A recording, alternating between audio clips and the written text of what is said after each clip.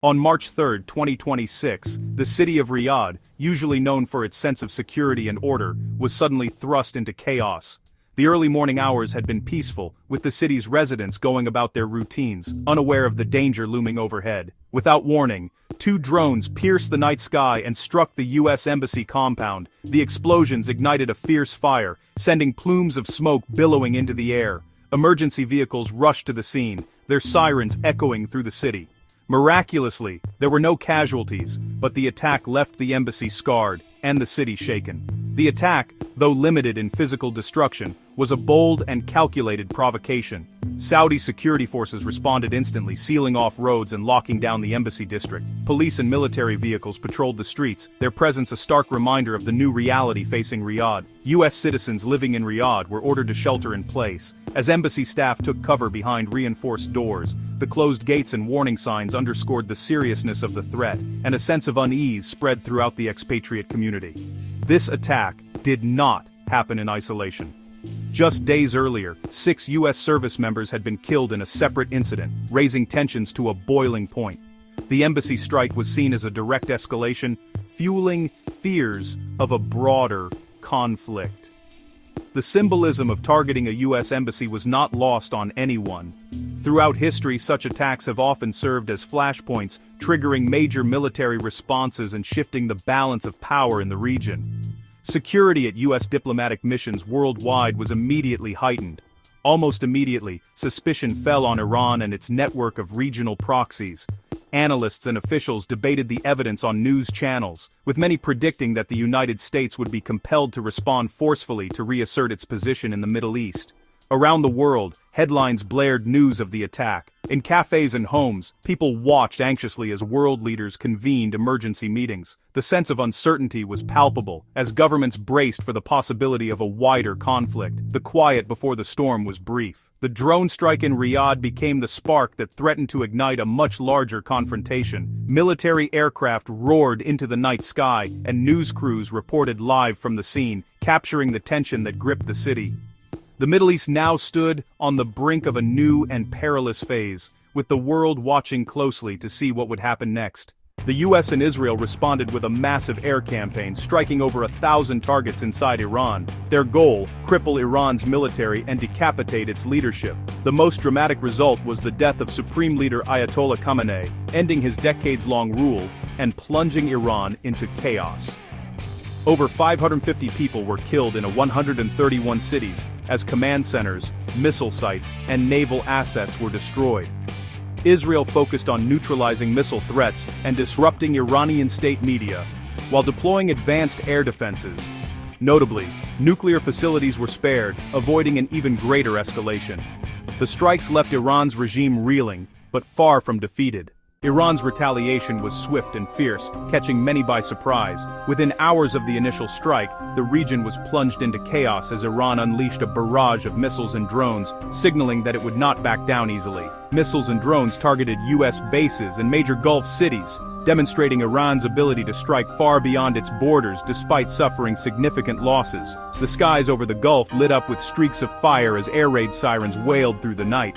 6 U.S. soldiers were killed, and 18 wounded, marking a deadly escalation that sent shockwaves through military and diplomatic circles. The attacks left bases in disarray, with emergency crews scrambling to contain fires and rescue the injured.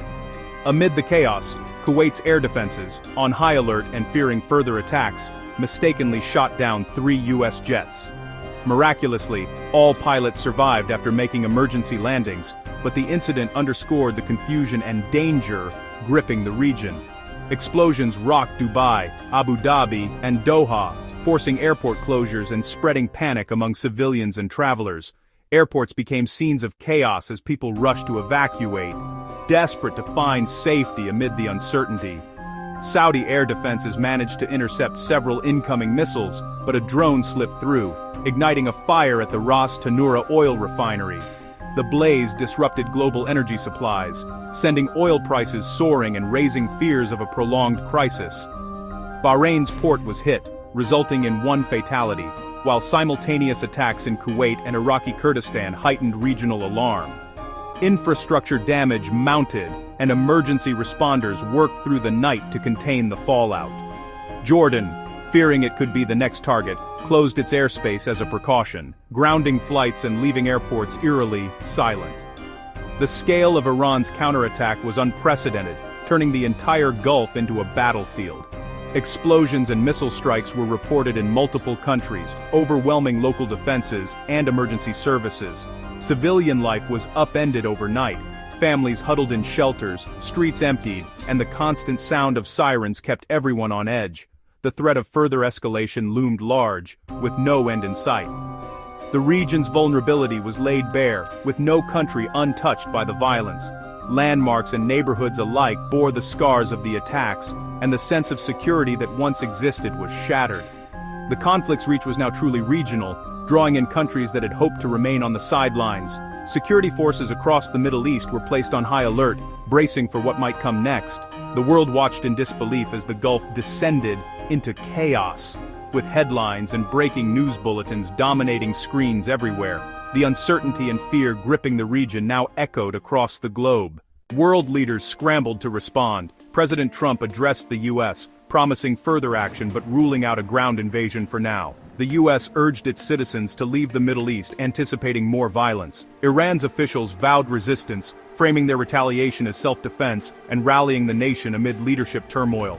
Saudi Arabia denied pushing for U.S. strikes, seeking to avoid blame for the escalation.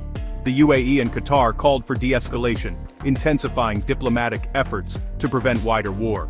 Pakistan condemned Khamenei's killing and urged peace, while managing its own security crises. Ordinary people bore the brunt of the conflict, their daily routines shattered in an instant. Air travel collapsed, over 350 flights canceled in just 3 days, stranding thousands of travelers and leaving families separated. Explosions and sirens sent residents of Gulf cities scrambling for shelter, while oil facility fires threatened vital infrastructure and livelihoods. Pakistan rushed to evacuate its citizens from Iran, highlighting the immense human cost and urgency of the crisis.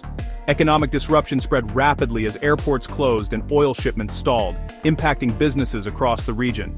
Expatriate workers faced sudden job losses and daily life in cities ground to a halt amid growing uncertainty. The region's prosperity was replaced by fear and uncertainty, as families anxiously awaited news of loved ones. Civilians became unwilling participants in a conflict far beyond their control, their futures left hanging in the balance. Behind closed doors, diplomats scrambled to respond to the rapidly shifting crisis, their every move shadowed by uncertainty and urgency. As events unfolded at a dizzying pace, embassies became nerve centers of activity, with officials working late into the night to craft responses and coordinate with allies. The stakes were high and every decision carried the weight of potential escalation. The UAE and Qatar, acutely aware that their prosperity hinged on regional calm, urgently advocated for a ceasefire. Their leaders reached out to international partners, emphasizing the need for restraint and dialogue. Economic stability, vital trade routes, and the safety of their citizens were all on the line, making their diplomatic efforts both pragmatic and essential. Meanwhile, Saudi Arabia took a cautious approach, deliberately distancing itself from the US-Israeli strikes. Riyadh's leadership hoped to avoid provoking Iran further, wary of the devastating consequences that renewed hostilities could bring to the kingdom and the wider Gulf region. Pakistan found itself in a delicate position, balancing condemnation of Khamenei's assassination with calls for peace and stability. At the same time, officials worked to dispel rumors of Pakistani involvement, seeking to maintain credibility on the world stage while managing domestic anxieties.